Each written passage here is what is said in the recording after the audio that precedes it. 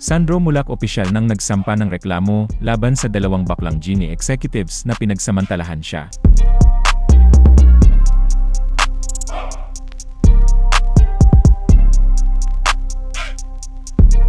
Pero bago ang lahat, kung ikaw ay bago sa aking channel, huwag kalimutan na mag-subscribe at i-click ang notification bell for more trending news.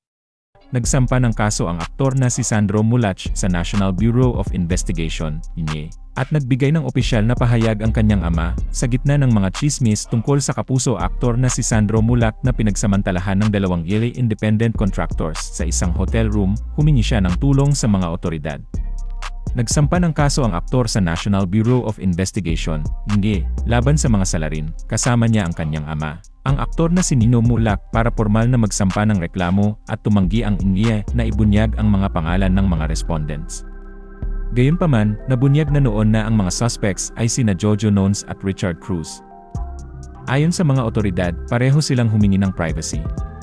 Kung maaalala, ang formal na reklamong ito sa NIE ay dumating pagkatapos ng formal na reklamong inihain sa YLA. Kinilala ng network ang kabigatan ng reklamong ito at tiniyak sa publiko na gagawin ng may patas ang investigasyon. Dati, naglabas ng pahayag ang abogado ng mga akusado na contractors.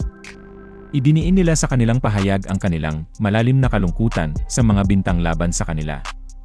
Ipinahayag din nila na ang mga paratang ay hindi sumasalamin sa nangyari at inulit ang kanilang karapatan na tugunan ang usapin sa tamang forum. Mayong naihain na ang formal na reklamo sa NIE. Sa wakas ay ipinalabas ng ama ni Sandro ang kanyang saloobin tungkol sa nangyari sa kanyang anak.